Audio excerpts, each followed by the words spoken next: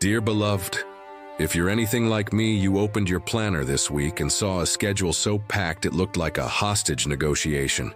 We're running from one thing to the next, convinced that if we just move fast enough, we can finally outrun the clock. We live by the calendar and the constant fear of missing out. We have apps for mindfulness, but we use them to speed up our meditations. We're so obsessed with seizing the day that we've forgotten how to simply live the day. But Solomon, the wisest, richest, and perhaps most tired man who ever lived, steps into our hustle culture with a chilling truth from Ecclesiastes chapter 3. There is a time for everything. He's basically saying, chill out. You can't rush a miracle and you can't postpone a funeral. Solomon presents 28 distinct pairs of opposites. This list isn't just poetry. It's a profound observation on how the universe works, completely outside of our frantic control. Think about it. A time to be born and a time to die. You can't check that off your to-do list early. A time to weep and a time to laugh. We spend too much time weeping at the funeral and too little time laughing at the birthday party. A time to tear down and a time to build. This is the difference between renovating your kitchen and finally admitting that ugly armchair has to go. But here's the punchline for modern life. We try to make every time a time to build and a time to get. We try to build an empire during a time to mourn. We try to grasp and acquire during a time to scatter. We desperately force the time to laugh during the time to weep. That's what those filtered Instagram smiles are for. Solomon assures us that the pain you're in now has an expiration date, and the joy you have now has a pause button. If you're trying to force peace in a season of war, you're not just fighting the circumstances, you're fighting the universe itself.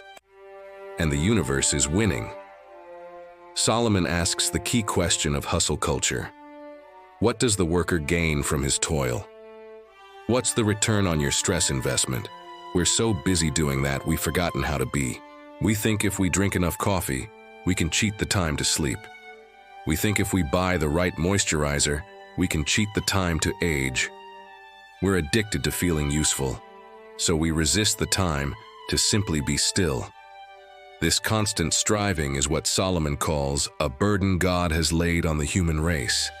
That sounds harsh, but it's really an invitation. The burden, the inability to control the next moment, forces us to look beyond the clock. If you had total control over your life, would you need God? No. The uncontrollable timeline is God's subtle way of reminding you that you are human, not divine. So what's the antidote? Solomon tells us in verse 11, He has made everything beautiful in its time. A strawberry is beautiful in June, a Christmas tree in December. They aren't interchangeable. Your anxiety, your current struggle, your quiet moment of peace, it is all beautiful in its time. If you don't accept the time to grieve, you won't fully embrace the time to dance. Then comes the ultimate punchline. I know that there is nothing better for people than to be happy and to do good while they live. That everyone may eat and drink and find satisfaction in all their toil. This is the gift of God. God is not impressed by your stress level. He wants your enjoyment. Finding joy in simple gifts is an act of worship. So stop fighting the clock. Stop trying to schedule your way out of the human condition. Look at your life today, whatever season you're in, and declare, this time right now is beautiful because God placed me here. Your mission this week is not to rush to the next season, but to fully savor the one you're in. It's time to live by the rhythm of God, not the tyranny of the clock. Amen.